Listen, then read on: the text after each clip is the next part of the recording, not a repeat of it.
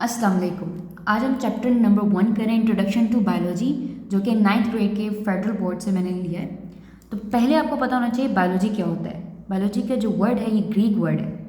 ये दो वर्ड्स है, बायो और लॉजी। बायो का मतलब होता है लाइफ, लॉजी मीन्स होता है स्टडी। लॉजी जहाँ पर भी आप देखोगे ना उसका मतलब स्टडी होता है, ठीक है, स्टडी।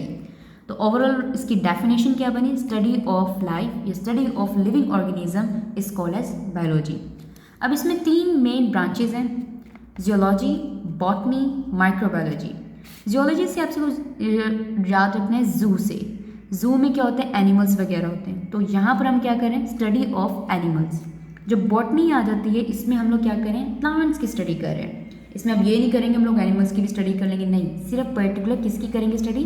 प्लांट्स की। माइक्रोबायोलॉजी में हम लोग माइक्रो से पता चल रहा है कि कोई छोटे ऑर्गेनिज्म की स्टडी करें, छोटे से, जो कि हम अपनी निकेड आई से नहीं देख सकते, उनकी स्टडी हम किस में करते हैं? किस फील्ड में? माइक्रोबायोलॉजी में। अब हम बात करते हैं अदर ब्रांचेस की। जैसे हमने मेन किया, अब क्या हमारे पास अदर ब्रांचेस हैं, ये बहुत ज़्यादा है। पहले चलते हैं cytology, embryology, genetics, molecular biology, ecology, marine biology, immunology, morphology, anatomy, pathology, histology, physiology, taxonomy, palaeontology, और एक रह गई क्या है? फार्माकोलॉजी। अब हम बात करते हैं पहली की, साइटोलॉजी। अब इसमें जो वर्ड है साइटो, ये जब आपने वर्ड सुन लिया ना तो आपने समझ आना सेल्स, ठीक है। और जब लॉजी आ जाए तो इसका मतलब है स्टडी। तो स्टडी ऑफ सेल्स हम किस में करते हैं? साइटोलॉजी में। अब इसमें जो साइटोलॉजिस्ट हैं वो क्या क्या पढ़ते हैं? वो सेल के स्ट्रक्चर को पढ़ते हैं, फंक्शन को पढ़ते हैं और डेवलपमेंट के बारे में पढ़ते हैं कि सेल्स कैसे, सेल्स के अंदर क्या क्या मौजूद है। जैसे कि मैं बात करूँ राइबोसोम, माइटोकॉन्ड्रिया और सेल की मेम्ब्रेन हो गई, तो वो कैसे, उसका स्ट्रक्चर है, क्या शेप है, फिर उसके क्या काम है, फिर वो कैसे डेवलप हो रहा है, इसमें हम लोग पढ़ते हैं सब कुछ। अब आ जाते हैं एम्ब्रोलॉजी। एम्ब्रोलॉजी जब आपने वर्ड सुना तो इसके आपके माइंड में क्या आना चाहिए? डेवलपमेंट, ठीक है। तो study of development of organism की, किसी की ऑर्गेनिज्म की डेवलपमेंट को हम क्या कहेंगे? एम्ब्रोलॉजी। अब जैसे from an embryo to a complete individual, हम इसको कहेंगे एम्ब्रोलॉजी। अब एग्जाम्पल देख लेते हैं कि जैसे कोई, हम लोग बात कर लेते हैं हार्ट की डेवलपमेंट।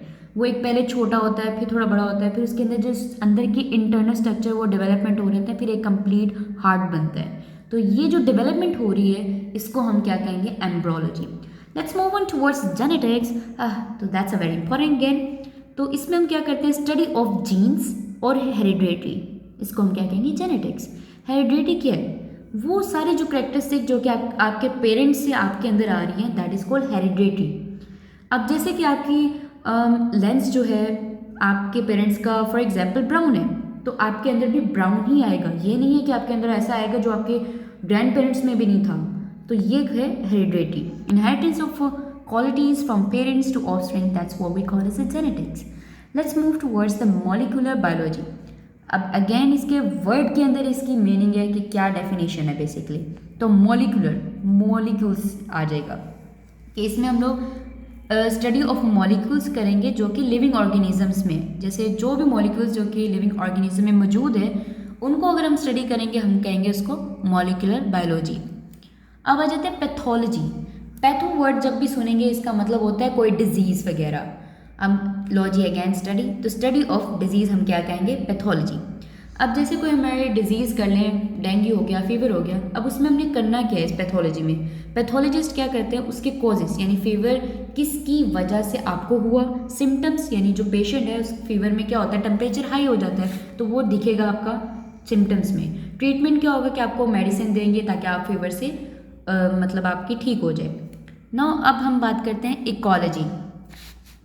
इकोलॉजी आ जाती है तो हम बात करते हैं एक इकोसिस्टम आ जाता है। Is the study of interaction के लिविंग ऑर्गेनिज्म जो अपने एनवायरनमेंट के साथ इंट्रैक्ट करता है, that what we call ecology. अब इसमें वही बात होगी, इकोसिस्टम में दो चीज़ें आएंगी, लिविंग थिंग्स और non living things. Biotic, bio से पता चला कि लिविंग थिंग्स, और ए आ गया तो मतलब नॉन लिविंग थिंग्स। अब ये है कि ये एक दूसरे, ये फैक्टर्स जो हैं, ये लिविंग थिंग्स और नॉन लिविंग थिंग एक दूसरे पे डिपेंड करते हैं। अब जैसे कि आपके बुक में मेंशन है रेड पांडा, अब वो जो है बैम्बो प्लांट्स पर डिपेंड करता है, ठीक है। अब bamboo plants non living things factors कौन से आ जाएंगे? ए बायोटिक फैक्टर्स जैसे टेम्परेचर, रेनफॉल। अगर रेनफॉल बहुत ज़्यादा होगी तो वो प्लांट्स डैमेज हो जाएंगे, इस तरह रेड पांडा की पॉपुलेशन अफेक्ट हुई। ठीक है, अब आ जाते हैं मेराइन बायोलॉजी। इसमें हम क्या करते हैं, study of life in the oceans. Marine से पता चल रहा है कि ओशंस। अब इसमें क्या करते हैं बायोलॉजिस्ट स्टडी कि जैसे फॉर एग्जांपल हमारे पास वेल्स वगैरह वो एक दूसरे से कम्युनिकेशन कैसे कर रहे हैं, कैसे रह रहे हैं, तो हम इसमें मेराइन बायोलॉजी में पढ़ेंगे।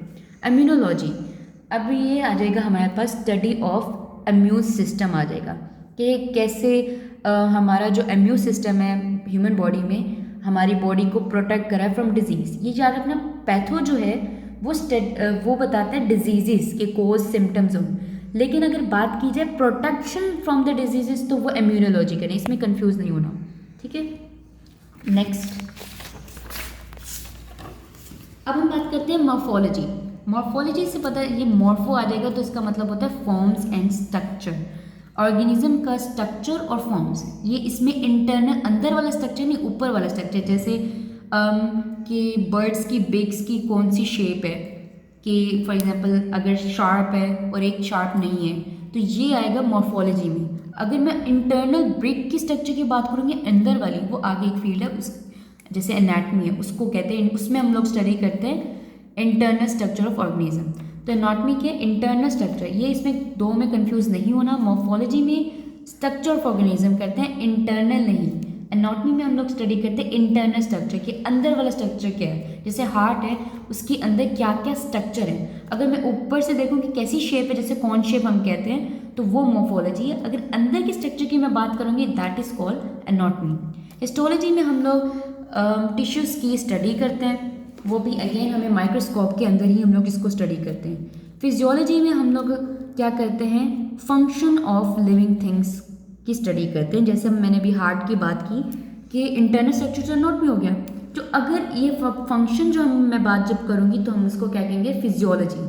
जैसे हार्ट का फंक्शन क्या होता है कि वो हार्ट पंप करता है, हमें ब्लड, हमारी बॉडी को ब्लड सप्लाई करता है, तो ये क्या होगा, फिजियोलॉजी। अब आ जाता है टैक्सोनॉमी। टैक्सोनॉमी होता है स्टडी ऑफ क्लासिफिकेशन और ऑर्गेनिज्म, के ऑर्गेनिजम्स को इनकी कैटेगरी कर दी, कैटेगराइज कर दिया डिफरेंट क्लासेस में। अब जैसे आप लोग first class, second class, third class, ऐसे नहीं है कि फर्स्ट क्लास में 9th के बच्चे भी बैठे हुए हैं, 8 के भी बैठे हुए हैं। अब जो बाहर से आएगा, जो टीचर होगा, उसके लिए पढ़ाना मुश्किल होगा। ठीक है, इसी तरह क्लासेस रखिएगी ताकि जो बायोलॉजिस्ट हैं वो इजीली उनको स्टडीज़ कर सकें। ठीक है, पैलेंटोलॉजी हम बात करें, स्टडी ऑफ फॉसिल्स, जैसे कि जो एग्जिस्ट नहीं करते, जैसे डायनासोर थे, उनसे हमें ये पता चलता है कि हमारी अर्थ कितनी पुरानी है, कितनी एवोल्यूशन है, क्या चेंजिंग इसमें आई, वो हम सब किस में स्टडी करते हैं, पैलेंटोलॉजी में करते हैं। तो स्टडी ऑफ फॉसिल्स हमारे पास क्या है, पैलेंटोलॉजी। अब हमारे पास लास्ट बच की है, that is a pharmacology. Study of drugs को हम क्या कहते हैं, फार्माकोलॉजी।